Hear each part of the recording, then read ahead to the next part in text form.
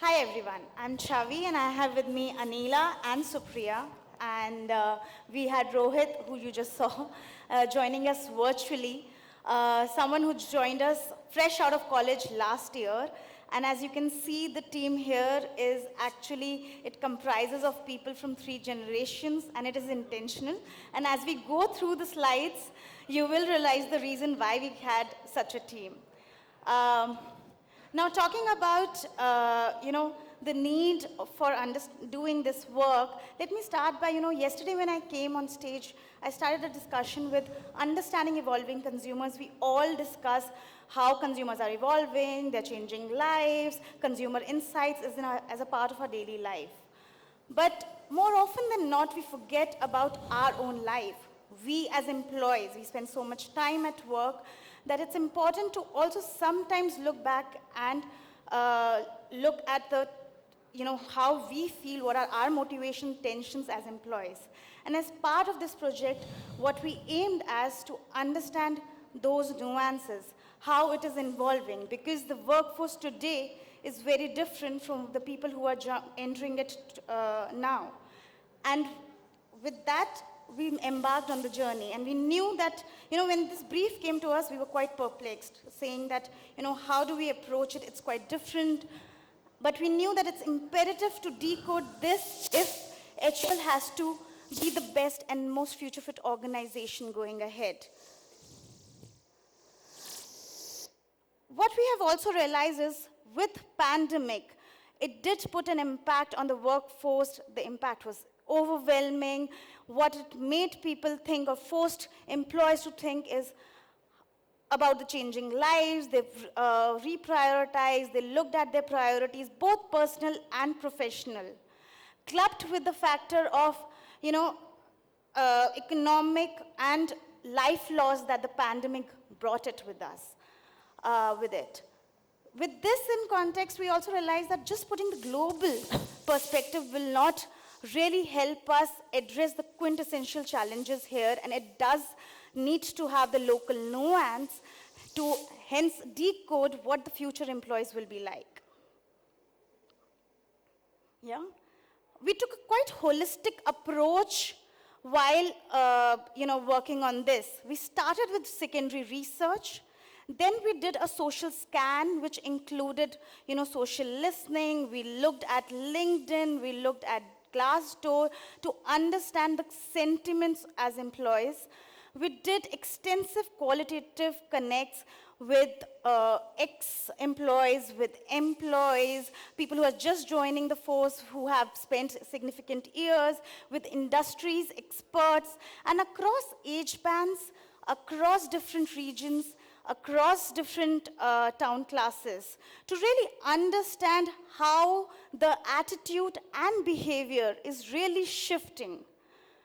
We also looked at internal employee surveys, both closed-end and open-end, to then decode how we as the company is faring, what are our opportunity areas, where can we improve on to stay future fit. What made it challenging was actually, with so much of data, with, understanding human sentiments, our employee data, the sensitivity, the discretion, and anonymity that we had to maintain as a closed group working on this team throughout the research was what made it really challenging for us. Moving on to the next slide. I'll now hand over it to Anila to take you through the various factors that we could decode. Thanks, Ravi. That whilst I normally like to speak in public, I'm a little nervous today.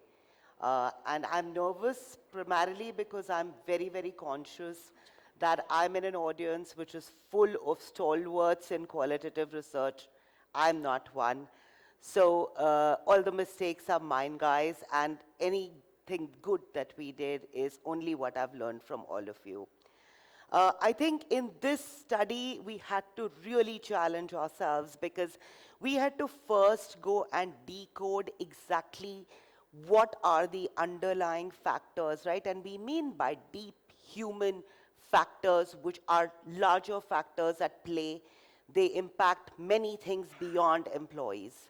And then actually get to the human tension from a very different lens. Like consumers, we've still understood over time the actually employee tensions and the tensions between the employee-employer relationship. It's a very precious relationship. Decoding that tension was difficult for us. Having said that, actually, let me speak to you about the underlying factors first, right? And at the first one, I mean, enough has been said even today about the Gen Z and how difficult a tribe they are and how different a tribe they are. I actually would like for all of you to take 10 seconds and just glance across the room. Turn back if you're in the front. Please could you glance around the room and just look at each other's faces. Can I count for you 5 generations in this room? Yeah, and if my friend Rohit on Zoom right now, he's 23. I'm going to be 50 this year. And if I count a few more, there'll be a 5th generation as well. And that's exactly what's happening in the workforce today. And guys, this is not a global phenomena. This is an Indian phenomena. Because we are a young country, but we are also an aging country, right? Parts of the nation are going to be 35, 40 median age already. Super critical. What is the impact? A generation, by definition, means different values, different ethics, different motivations in life. And this manifests in the employee-employer relationship. So let me tell you a really interesting story. This young girl who joined a corporate told us. And, you know, it's a simple thing. She joined during times of COVID in the virtual world, and she's now having a WhatsApp conversation with her boss. And the conversation ends, and she puts a smiley emoji. The boss writes back, okay. Yeah, because probably the boss like me is touching 50 and doesn't really know how to deal with an emoji, versus this little girl who actually then said, you know, I felt like I did something wrong. And what could I have done better? So there is conflict that's arisen without either party actually even being conscious. So very, very need to be super, super conscious on this. The second factor that I must speak to you about how India has changed, is the pandemic. Yeah, of course, we know the pandemic has hit the world very hard. It has made the world reevaluate life, work, balance, harmony, all of that. But guys, India is different in one aspect. And that aspect is that India saw death and disease very, very close. Yeah? I really think in most rooms I sit in, every Indian has seen disease and death this close. It's made them only super conscious of their vulnerability. It's also made them super conscious that when the vulnerable times actually arrive, we don't have a support system. You know, we are not going to have oxygen. We are not going to have medical support. So the Indian has never been more vulnerable. And again, this reflects in the way they engage, especially with their employees. Another very interesting underlying factor, and a good one to my mind, yeah, that is about the meaning of success itself. Look, when I grew up, I was crystal clear. I will do MBA, I will work in a bank or a multinational FMCG. I will get married normally by 25, 26. By 30, I wanted 2 children. And by 35, my own house. And I have never changed my job. Yeah, I've worked in the same company all my career. But that template of success is now breaking. Actually, if you speak to small town India, they will tell you about how success comes in many shapes and sizes. My own niece is a micro-influencer on Instagram. And I'm sure all of you know people who've made careers which are really not the traditional, right? They succeeded in Indian Idol, they became a chef, right? So the very template of success is breaking, which has implications then on how corporates deal with life. I also want to highlight one other aspect, which is the meaning of leadership. And if you look again, in the era gone by, actually the leadership that was expected at work was what we call the alpha codes of leadership, yeah? And please, I'm referring to no gender when I say alpha, I just mean the code of leadership. These codes of leadership were based on hierarchy.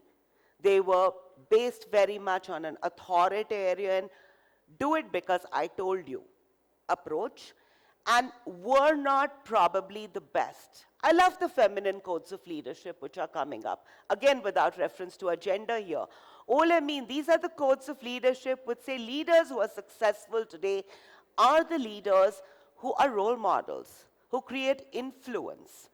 They are the ones who build collaborative teams and take people along. And that's the kind of leader that actually the newer workforces want to work with. Of course, no surprise to anybody, we are a startup culture. India is the third biggest startup economy in the world. Look around you and everybody seems to be getting funding. Now think about the implication on the employees, yeah? I think the recognition that success is just there, right? If all you need is a spark of an idea, you will most likely get funding. If you're willing to work hard, you can make a success out of yourself in this company yourself, without relying on the 9 to 5 of the corporate. In our industry, of course, it's a 9 to 11. But irrespective, right, you can make a success of yourself on your terms, being your own boss. And of course, then employees will challenge employers on that. And finally, building brand me. When I introduce myself, I realize that I still introduce myself as, I'm Anila, I'm from HUL. Yeah, and my core identity has been driven for all of my adult life by the organization that I work in. That is no longer true, yeah? The workforce of tomorrow will not identify with working in HUL, working in Kantar, working in Crownit, Metrics Lab. That is not going to happen. It is going to be but a little part of what they do. And which is why the growth of the side hustle, and I mean the side hustle with the utmost respect, because the side hustle can give me money, it helps me explore my full potential, it helps me be a talent catalyst. So guys, I say to you today, I'm Anila, I work in HUL, of course, but my brand, me, is about being a crusader for breaking feminine stereotypes in the workplace. And on LinkedIn. Thank you. I'm going to now hand over to Supriya, who will take you through the tensions that are evolving in the employee-employer relationship. Thank you, Anila. Okay, so everything that Anila spoke about today is almost bringing us into the era of scrutiny and awakening, yeah? So where you know, the employee is already 2 steps ahead of the employer, yeah? So welcome to the era of scrutiny and awakening. All these different extraneous forces that Anila spoke about have pretty much come together very, very rapidly, pulling apart the employee and the employer in very different directions. Conventional templates as we knew them have been pulled down. There are new templates that are just pretty much yet to take shape, yeah? And what the employees are also grappling with is this whole growing dichotomy within themselves, because there's on one hand trying to understand these changes, and on the other hand they want to embrace, or they have to embrace, the implications of these changes in their lives. Nonetheless, the employees are, you know, they've leapfrogged ahead of the employers. In fact, many employees believe that corporates today, whether it's their corporate policy, belief systems, or corporate culture, are operating in principles that are better rooted to the past. And it is these different you know, opposing forces that pretty much determine how the employees engage with their employers. And in the course of the work that we did, in the research that we did, we realized that there were 4 different tension groups that emerged. And within each of these tension groups, there were different manifestations. So we'll talk about some of these as we go along. The first tension group is success. Now, the traditional markers of success, as we've known them, are no longer as important or as relevant today as they were a couple of years ago. So if employers continue to keep talking the language of bonus pools, performance ratings, work levels, gradings, etc. We're going to be operating at principles or at priorities that are, I mean, at cross purposes with the priorities of, changing priorities of the employees.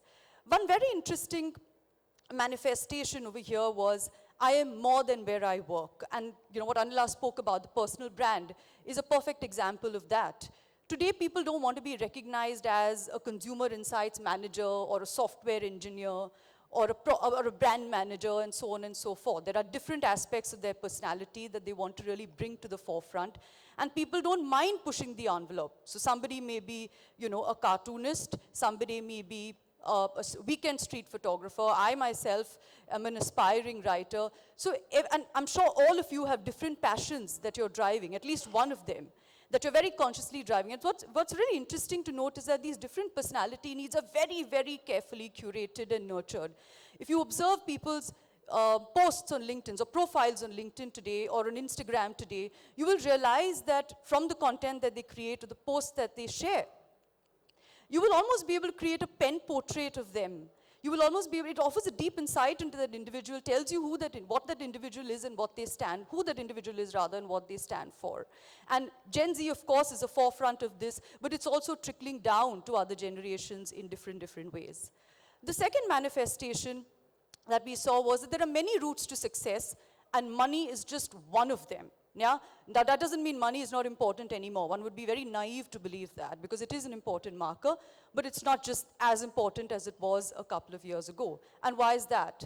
Individuals today realize that they're working in high-stress environments, and they know and they expect that they will be compensated fairly for that. So any conversation around money or what you're going to pay me is pretty much a moot point.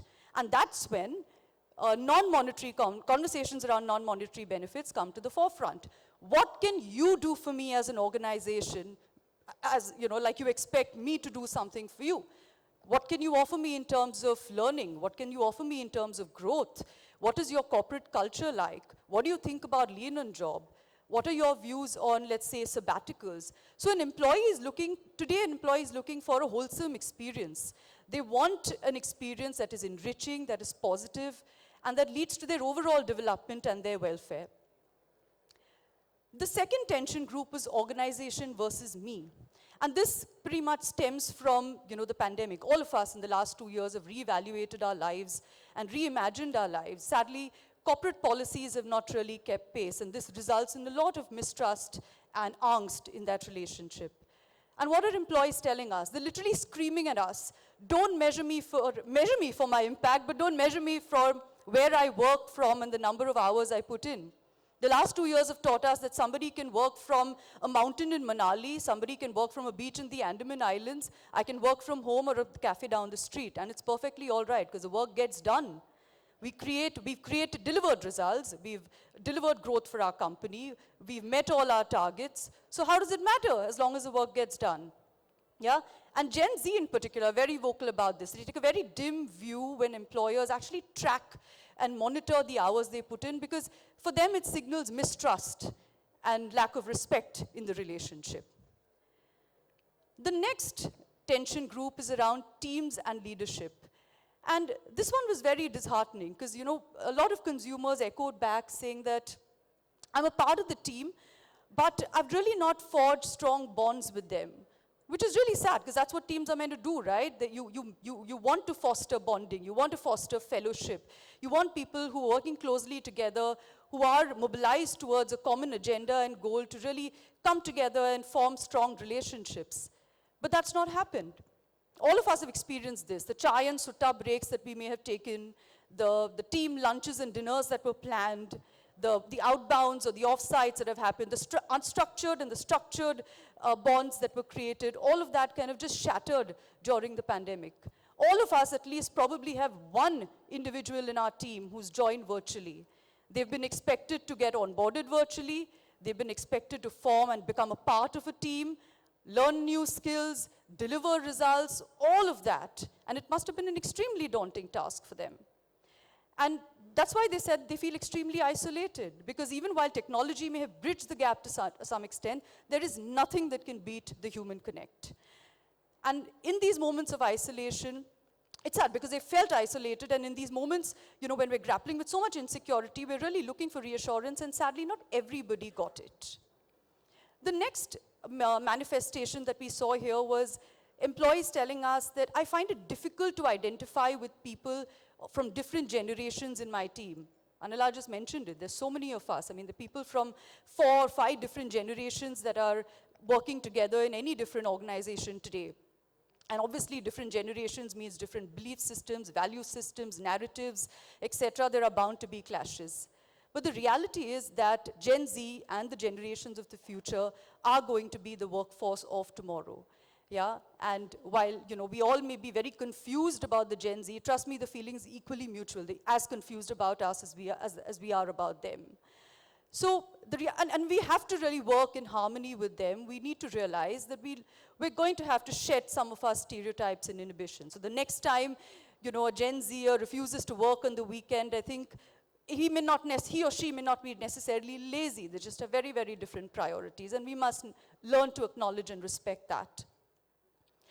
The last tension group is everybody's favorite whipping boy, work life. And what our research has taught us is that it would be extremely erroneous if we approached it only with the myopic view of work-life balance and yoga classes. Because that's not all the employees telling us. Yes, they want flexibility when they work. Yes, they want us to respect their personal time, and they're very unapologetic about it. But they're asking for other things as well. They want us to give them direct feedback, but they want us to do it in a compassionate manner. They want us to inspire them to work and do work that tickles their passions. They want us to normalize career breaks and not like frown upon it or raise eyebrows when somebody asks for it.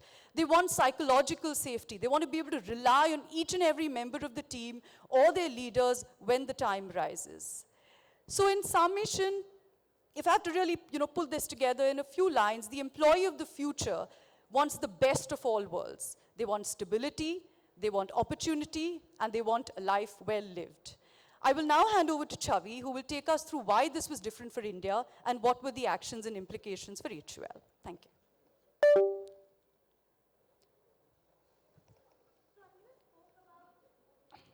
It's not working. It's not. So Anila spoke about the underlying tensions that the underlying factors that we decoded, and then Supriya spoke about the manifestations of the same. The lens that we had put on it post that was really understanding where India stands versus global, where does Unilever stand versus other companies, and I'll just briefly take you through some of them. So as you can see, of course, when it comes to Gen Z, with India being the hub of Gen Z, 20% of Gen Z population resides in India. It is something that we cannot overlook. That is something we need to understand. How do they feel? The second being pandemic and startups. So we have spoken about enough on the devastating impact that pandemic had in India, the startup culture that has happened, that has been being driven in India. India is one of the startup hubs. All that was really what it meant for us. We have to give a local flavor. We have to understand these perspectives from India context. When we actually look at all the manifestations and see, where does Unilever stand, we know that Unilever is faring pretty well across, but of course there are a lot of opportunities, areas that we can tap on. And I'll just give you a few examples to just talk about it and give a little more flavor to it. For example, diversity in talent. That is something that came out as one of the things that we need to consider. And as a company, we have started working on it. CMX actually leading the way with, driving the ED&I agenda. We have already recruited people with disabilities. We have recruited people from LGBTQ communities. And without any impact on the performance, we have seen this settling quite well. In fact, our airlines have 16% of workforce with disabilities and other diverse groups. So these are the things that we are trying to change. The other aspect that came in was the flexibility in compensation. The generations today who are entering in the workforce is very different from what the predecessors thought. The earlier, if you were talking to the people who have spent years in the company, they actually looked up to the superannuation policy, while the newer generation entering into the workforce really wanted to cash out. And with that, we did recommend, a flexibility in superannuation. And if I have to just talk about the impact, one of the things that we have been driving is the thought leadership on this topic across industries, as evident from the article here, which was written by our EVP HR, Anuradha Rajdhan. In fact, she has been talking about it beyond HUL, in media, in HR forums, to drive awareness on the topic, to land the fact that it is important to understand the future generation, to understand the people who will now enter the workforce, and customize your policies now to stay future fit. The other impact that I can talk about is, we have actually within the company spoken to senior leadership. All these findings have been shared. We did a close connect in something like, War of Talent, where we discussed about how we can change something, and the detailed action planning was done for the company. The other one being superannuation policy, as I just spoke about, realizing that today's generation is thinking very differently from the predecessors, we actually made a change in superannuation policy with now having an option to choose. So these are few of the impact that we have already seen. A lot more will come through, but we really believe that understanding and decoding and integrating it is imperative to stay future fit. Thank you.